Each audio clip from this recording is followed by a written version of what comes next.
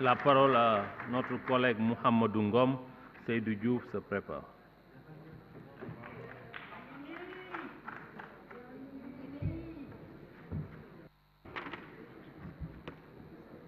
Merci beaucoup, Monsieur le Président de l'Assemblée nationale bu légitime.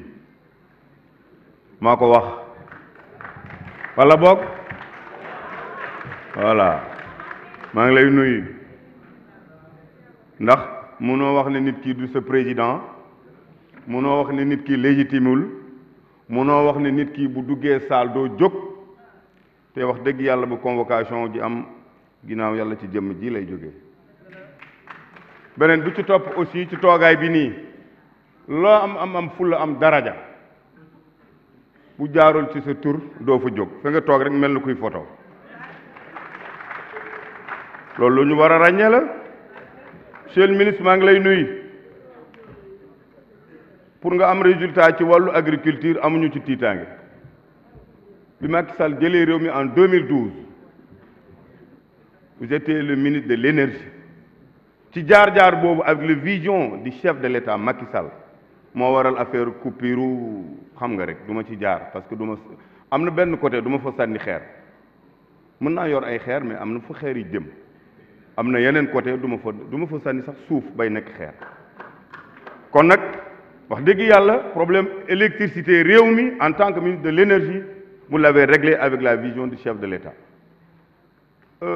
soxlawul wax ji du bari voté bii tey en tant que Aly Ngouille Ndiaye ministre de l'agriculture dinañ ko voté ba ci Samba ba ci Demba ba ca yax ba leer na non am na ñoo xam ne surprise wu léegi la ñu am néewuma parce que mbir ñaari mbir la bu ñu demee kii assemblée nationale budget ñaar la soit nga voté ko jàppale nga Sénégal jàppale nga askan bi ndax budget bii Njaay la sant ndax budget bii Sall la sant ndax budget bi Ngom la sant déedéet budget bi Sénégal la sant Sénégalais ko moom boo ñëwee yëkkat sa loxo nekk maa ngi pour jàppale nga baykat yi léegi ñi nekk ci gerte gi nekk ci baykat bi boo fi taxawee di défendre jàppale diw amul gerte diw amul nangam te ba pare budget bi suñ ko waxee doo yëkkat sa loxo ma ne ànd naa ci boobu nan la ministre mi di amee possibilité bëggal agriculteurs yi c'est pas cohérent ça dañu waxante dara dañu waxante dëgg te yàlla tax kon nag incha allah vision bi Macky Sall am ba lii am kacca ngaalaam bi budget dinañ ko voté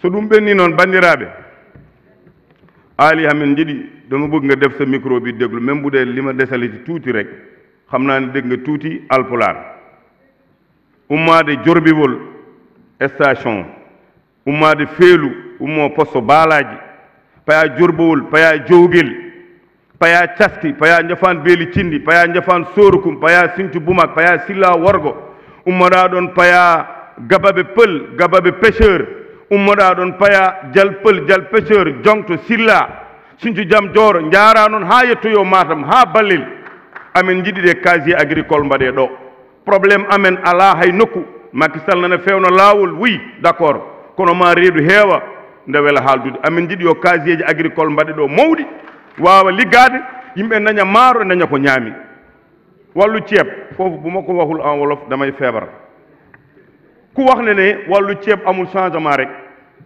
xanaa dafa jabet loolu rek la de tooñu ma jabet yi nag ndax am na ay waajur ñoo xam dañu jabet mais boo dul lekk ceeb mën nga xam ne problème bu dee da nga am jabet mun nga am ne ceeb dafa am problème xëy na boo amee moyen bu sa kattan amee tuuti doo lekk ceeb loolu mën nañ la comprendre mais mbirum bi Macky Sall jëlee réew mi li mu def ci agriculture du ma agriculteur mais dama dëkk ay agriculteur am ci ay mbokk am ci ay xarit tracteur yi mu joxee léegi am na ku fi wax sànq bu njëkk suñu la nee baykat nga da ngay taxaw di nëbbatu ci biir nit ñi léegi les agriculteurs sont fiers d'être des agriculteurs li ko waral mooy di nga am indépendance sa bopp yor sa njaboot te doo dépense ci kenn loolu am solo Aly Ngouille boo tëddee nelawal sa explication bu mu bari bu yaboo nag nga wax ak sénégalais yi mais am na ñoo xam ne boo leen waxee ak loo leen wax ak loo leen mënta wax duñ ko dégg jaruñoo convaincre kat waxal ak sénégalais yi ñoom ñoo lay déglu sénégalais yi lañ bëgg a xam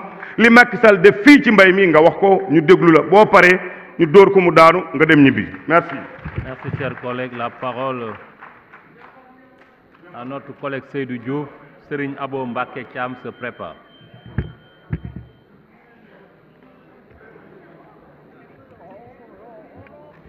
Je vous remercie, Monsieur le Président, Monsieur le ministre de l'Agriculture, Messieurs les ministres. Monsieur le ministre de l'Agriculture, c'est toujours un plaisir de vous recevoir ici. Vous êtes un homme sérieux, un cadre de très haut niveau et vous êtes entouré d'une belle équipe et je voudrais le rendre hommage. Monsieur le ministre, l'agriculture sénégalaise a beaucoup changé. J'ai l'impression, à écouter certains discours, que les gens ne sont pas très au fait de ce qui se passe dans ce pays. L'agriculture sénégalaise, pendant longtemps, c'était l'arachide comme épicentre de la production agricole, avec un accompagnement culture vivrière qui était le mil. Et cette spéculation était introduite par le colonisateur qui l'avait arrimé à une production industrielle au travers de l'huile d'arachide. Ça, c'est l'histoire, ça. Mais ça, c'est en train de dépasser, et c'est dépassé largement. C'est dépassé déjà avec l'avènement de la Goana que le président Abdoulaye Wade avait lancé, avec le plan REVA qui était pour la diversification des filières agricoles. Mais aujourd'hui, c'est complètement dépassé, c'est complètement transformé. Aujourd'hui, vous allez de Mboro à Diogo, vous verrez que sur la filière horticole, les paysans ne vivent plus dans des cases, ils vivent dans des bâtiments en dur. C'est ça la réalité aussi du milieu rural. Le milieu rural s'est transformé parce que l'agriculture sénégalaise s'est transformée. Elle est devenue beaucoup plus productrice de richesse. Et c'est ça qui est important. Et cette diversification, Monsieur le ministre, il faut la poursuivre.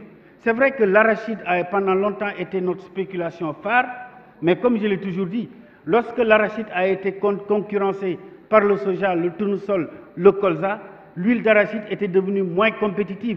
Et pendant longtemps, l'économie sénégalaise était portée par l'arachide. Malheureusement, sur ces périodes fastes, les ressources de l'arachide servaient à subventionner des denrées de première nécessité, comme le sucre, comme la tomate, comme l'huile. C'est ça le rôle de la caisse de péréquation. On est passé de cette période pour venir dans une période de plus grande diversification de notre production agricole. Aujourd'hui, la filière horticole est une filière qui nous faut d'énormes satisfactions. Aujourd'hui, sur l'oignon, sur la pomme de terre, le Sénégal est devenu presque autosuffisant. On a vu les étapes importantes, les pas importants qui ont été faits sur la filière riz. Là aussi, il faut encourager. On n'a pas atteint l'objectif d'autosuffisance, mais on est sur une très bonne trajectoire de performance. Et c'est cela qu'il faut noter et c'est cela qu'il faut régler. Maintenant, sur l'arachide, moi je pense qu'on met beaucoup de ressources, y compris dans la loi de finances, pour le financement des intrants et tout ça. Mais in fine, il faut qu'on se pose la question. Est-ce que nous devons continuer de mobiliser autant de ressources en subvention pour qu'in fine, le producteur d'arachide dise « je ne vends pas à la Sonaca, je vais exporter, je vais vendre à des exportateurs ». Quelle est la logique économique? C'est-à-dire que nous allons nous mettre à subventionner des consommateurs extérieurs à notre pays. Cette logique-là, il faut qu'on s'en sorte. Il faut qu'on ait le courage de prendre à bras le corps la problématique du développement agricole à travers des filières totalement porteuses comme la filière horticole, où les prix sont très rémunérateurs, où nous pouvons produire, exporter, parce que les itinéraires culturels sont bien maîtrisés. L'ISRA a fait un excellent travail. L'encadrement, il faut renforcer l'encadrement avec l'encadre, mais il faut aussi développer un programme d'irrigation. Parce que si on veut développer l'horticulture, c'est à travers un plus grand accès aux intrants, semences, engrais subventionnés, mais sur des quantités importantes, ce qui n'est pas le cas jusqu'à présent.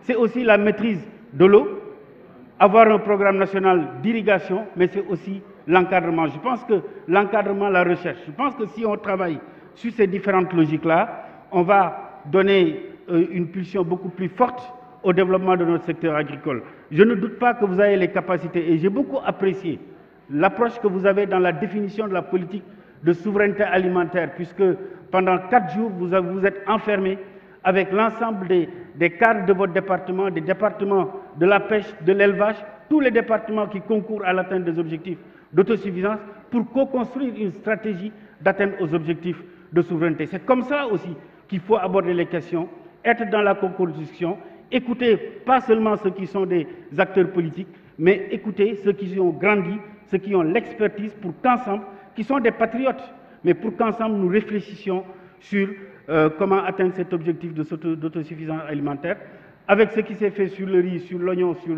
la tomate, sur la pomme de terre, on se rend compte que l'ISRA, avec le développement de la recherche, avec un meilleur encadrement, avec un meilleur accès à l'eau et le financement, on sortira de cette petite agriculture paysanne pour être dans des exploitations portées par des paysans, mais aussi des secteurs privés. Je vous remercie.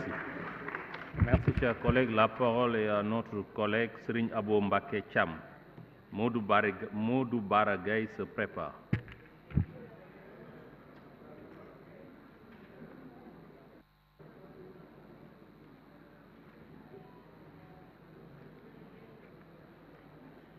Cher Seck se prépare. Merci beaucoup. Monsieur le ministre, maa ngi lay nuyu di nuyu le ministre des Finances, le ministre du Travail, le directeur du budget et di nuyu mon grand frère Modou Diagne Fada, directeur de la Sonacos. Monsieur le ministre, agriculture dafa nekk loo xam ne lu am solo la ci suñu économie mooy xool sax bokk na ci li doon tirer suñu croissance ci li nga xam ne moo nekk transformation structurelle bi nga xam ne moo nekk dans le milieu rural, mais aussi comme vecteur paysan boo xam ne intensif sur les bases durables et résilientes au changement climatique. Monsieur le ministre, il faut rendre le secteur agricole sénégalais viable d'une part et d'autre part intégré dans une vision plus globale sur le plan politique et social. Moo tax sànq ba tey ñenn di doon wax ni dafa am problème de vision parce qu'il y a une forte dépendance des opérateurs économiques et fournisseurs d'intrants ci li nga xam ne moo nekk état te yaakaar naa bu fekkee bëgg nañu mu agriculture bi gën a jëm kanam il faut que ñu jox leen li nga xam ne moo nekk seen indépendance et que le système agricole évolue dans un cercle vicieux d'obstacles protéiformes qui le rendent peu rentable comparé à ses potentielles possibilités réelles. Moo taxoon ci bi ñuy def suñu tournée yi après ndam li nga xam ne suñu borom may nañu ko ci élection législative yi la grande coalition Wallu Sénégal ci chef religieux yi ñu dem ci benn chef religieux Thierno Hamidou dem Sokone mu ne dégg naa ministre de l'agriculture bi di wax ne agriculture bi lépp jaar na yoon waaye mu ne xanaa moom toolu borom barke rek la doon visiter mais yeggul ñoom ci seen tool. Donc loolu aussi bokk na ci li waral andi ay jafe-jafe parce que ce cercle vicieux là day tax affaire yi ni mu war a demee du ko demee et il faut aussi que le système wax naa ko sànq agricole bi di financer boppam dans mais le recensement agricole waxoon naa la ko li nga xam ne moo nekkoon en commission mais aussi l'évaluation de la loi d'orientation agro-sylvo-pastorale bi waxoon naa la ko aussi mais aussi dama bëggoon wax ci le cas des fermes ANIDA bi parce que on parle d'autosuffisance alimentaire et man li ma gëm ci ferme yooyu pour ñu mën ci atteindre li nga xam ne moo nekk autosuffisance bi il faut que ñu confier la production aux sortants des écoles agricoles mooy techniciens yi ak ñi nga xam ne ay ingénieurs lañ yaakaar naa ñooñu war nañ leen koo mën a mais monsieur le ministre damay ñëwaat aussi ci l'agriculture urbaine parce que l'agriculture urbaine est en train de disparaître te li koy waral bokk na ci li nga xam ne moo nekk ciment bi ak lii bi par exemple tey fu mel ni Diamniadio tey war nañ fa mën a réserver ay superficies yoo xam ni uniquement c'est pour le développement du maraîchage parce que am na lu ñu fay produire ci ay quantité légumes yoo xam ne yu am solo la yaakaar naa loolu aussi war nañ ci mën a bàyyi xel et aussi on parle de souveraineté alimentaire mais aussi moi je parle aussi de sécurité alimentaire et sécurité alimentaire boobu noonu bokk na ci li nga xam ni ay défis yoo xam ne war nañ ko mën a relever mooy di produire plus ci li nga xam ne moo ëpp li ñuy produire malgré les menaces yi nga xam ne day am comme le dérèglement climatique bi nga xam ni sur les dafay am mais aussi le revenu du travail les revenus du travail agricole et non agricole doivent augmenter pour assurer li nga xam ne moo nekk sa sécurité alimentaire mais aussi le contrôle de l'eau d'irrigation par des aménagements yoo xam ne war nañ ko def hydro-agricole ak d'irrigation parce que le Sénégal dispose 349 000 hectares de terres irrigables mais moins d'un tiers moo nekk li nga xam ni irrigué nañ ko mais aussi améliorer les infrastructures d'accès yi nga xam ne mooy stockage de transformation de commercialisation des intrants et li nga xam ne moo nekk produit et monsieur le ministre dama ñëwoon naa aussi ci li nga xam ne moo nekk la grève bi nga xam ni ñi nekk dans le secteur primaire dañ koy def mais aussi ñi nekk ministère de l'agriculture parce que am na ay accords yoo xam ne dañ ko amoon ak état du Sénégal li nga xam ne moo doon jëm ci wàllu ay indemnité et que ñoom wax nañ que ni bi ngay ñëw di def sa passation de service waxoon nga leen ni que ni lépp loo xam ni mën nga ko ci di nga ko def ba ñoom ñu mën a jot li nga xam ni moo nekk seen indemnité yaakaar naa loolu aussi war nga leen cee mën a jàppale bu ko defee ñoom ñu mën a jot li nga xam ne moo nekk seen i indemnité parce que depuis boobu ba tey ñu ngi grève ñu ngi def lenn mais gisuñu benn réaction état et am naa ci information que demee war nañoo daje ak ñoom li nga xam ne moo nekk secteur primaire ak le gouvernement di ñaan li nga xam ne moo nekk accords yi nga xam ne leen ko fa waxtaane yàlla na nekk njëriñ parce que secteur yooyu secteur bii ni dafa nekk secteur boo xam ni dafa am solo ci suñu croissance même bu fekkee dañu ne bii pas pétrole bi ak gaz bi moom moo koy soutenir moom mooy nar a tirer suñu croissance waxoon naa ko en commission gouvernement de combat lañ wax aw ma ci yaakaar mais am na ci ay ministres yoo xam ni am naa yaakaar ci ñoom te yow bokk nga ci yàlla bu yàlla tas yaakaar boobu noonu parce que combat bi ci beneen combat la jëm te loolu incha allah on va y revenir merci beaucoup. Merci cher collègue. La parole est à notre collègue Cheikh Seck. Birame Souleye Diop se rapproche.